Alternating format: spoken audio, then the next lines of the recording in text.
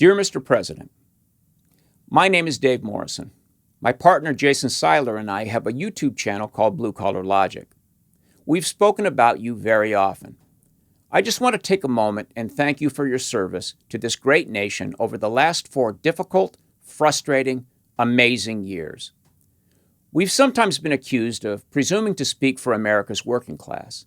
That's never been true. Each of us speaks only for ourselves, but it is true that we've been greatly influenced by your people, sir, by their grit and determination, by their sense of duty, and their sense of fun. Jason and I are just 2 hard-working guys who watched as a previously ignored segment of America became inspired again. You inspired blue-collar America, and in turn, they inspired us. This channel was a direct result of that, and I think it's high time that I spoke directly to you about how that happened and where we all go from here. I don't know that I can even remember a time when Donald Trump was not a household name. Coming from California, I probably wasn't as aware of you as New Yorkers were, but I do recall seeing you on 60 Minutes, Entertainment Tonight, and pretty much everywhere else. When you made a cameo in the movie Home Alone, I knew who you were. Everybody knew who you were. Can that really be 30 years ago? When you first announced in 2015, I suppose I thought you were about as serious as Howard Stern was when he ran for governor. And I still think that publicity and mischief were somewhere in the picture, but something else happened. As you reached out to the overlooked workers of the Rust Belt and the South and the center of the country, they fell in love with you, and it seemed you fell in love with them. Initially, I supported other candidates, Scott Walker first, then Chris Christie for a while, and finally John Kasich. But none of these men had your energy. None had distilled their message down into a platform upon which we could all stand. But you had. And by the time the left-wing media turned its attacks directly toward you, I was paying attention. I mentioned that I'm from California. Both Jason and I live in the greater Los Angeles area. Supporting your candidacy then was social suicide. But I'd already crossed that Rubicon several years earlier when I left the Democratic Party. I was a house painter by day and a musician nights and weekends. On the one hand, I worked for homeowners of every political bent, including many kind and decent conservatives. In my musical life, I was surrounded on all sides by the ever nastier, ever less tolerant American left. Whatever had once made me a Democrat had either lost its appeal or disappeared entirely from the Democratic Party. In their quest for victim groups and identity politics, the left had forgotten everyday Americans. Throughout the last months of the 2016 primary season, more and more people I respected took up your banner. They haggled with the never-Trumpers inside their own party, while the progressives I knew openly mocked your chances.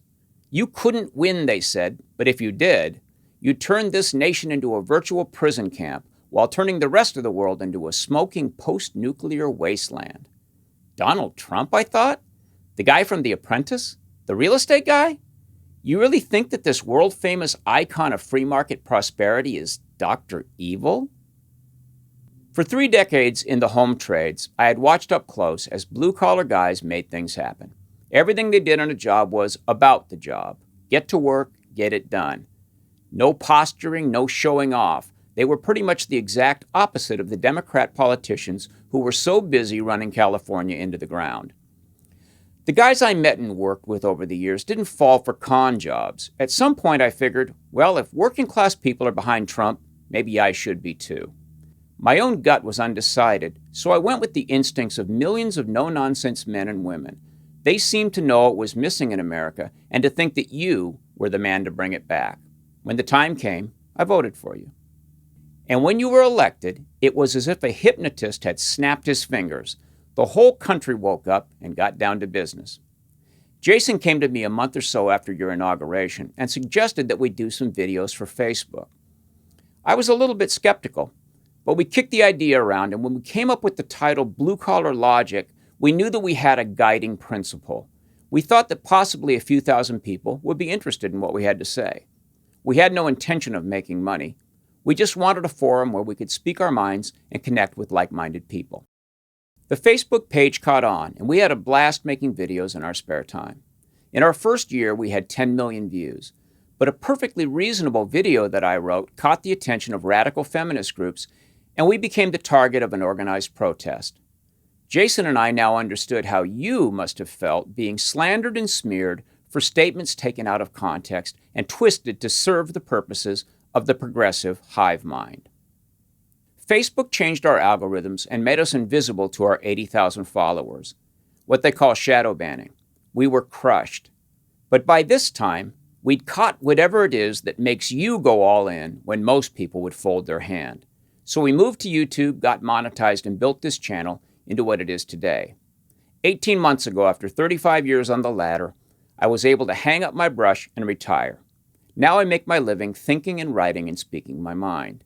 It seems that in Trump America, just about anything can happen.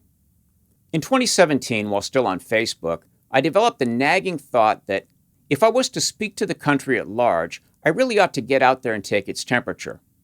Talk to people in many states, get a feel for them. So I bought a van, built a bed and a cabinet for it, and went off to find America. 2 months wandering through 30 states, and I too fell in love. The red states almost seemed to be vibrating with an optimistic energy, the South in particular. People who had been living with their heads ducked down when last I'd traveled in 2011 were standing tall, proud to be conservatives and loving their president. Your effect on the country was palpable. You could feel it in the air, especially if you'd come from Obama land where the motto was hope. Hope? Isn't that what the surgeon offers when he can't do anything for you? Isn't hope kind of the last resort? The middle of America wasn't wasting a minute on hope. They were powered by confidence. They knew that if they worked hard and held to the values they were raised with, they couldn't fail. And they knew that you had their backs. Watching you was a daily reminder to never let pessimism and victim thinking invade our minds. What Democrats want is for us to be so discouraged that we let experts craft a new civilization for us. One where we can all settle into a gray sameness, obediently riding electric trains to government jobs and coming home to our subsidized homes where we absorb the latest dose of propaganda from what used to be called the evening news. But not Trump, people. That's really not our thing. I was privileged to witness the real America up close in the early stages of what became a gut-check redemption all across this great land. Only the blue cities refused to accept the good news, and those poor people were brainwashed into believing that what they saw with their own eyes was a lie, and that fantasies about collusion and even treason were the truth. A bloodless, heartless coup struggled up out of the swamp and, aided by a virus, finally culminated in the worst year of America's life that most of us have ever endured. And now it looks as if our rough-and-tumble champion has been taken from us, replaced by a washed-up old hack who's happy to dance like a marionette for those determined to erase our influence in the world, for those determined to rewrite our history, leaving no glory, but only shame. We know that you will not desert us.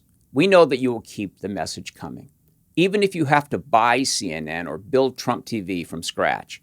We know that even as Democrats continue to flog their doomy utopianism, your people will not give up. We're angry now. We're grieving now. But we're not going back into the shadows. For way too long, American culture has been paying far too much attention to politicians and so-called journalists who went off to college and learned to hate this country. They don't see themselves as civil servants or reporters of fact. They see themselves as activists. And now everybody who can still think sees right through them. So now our attention goes back to where it's always belonged, to the hard-working, fun-loving men and women of the greatest nation ever to bless this earth. Let Sleepy Joe preside over the death throes of a failed ideology. Let tens of millions of progressives drop into a funk now that their addictive, adrenaline-fueled hatred will have no target at which to aim itself. Let the blue cities continue to rot on the noxious vine of top-down governance. We are not going away. They are going away.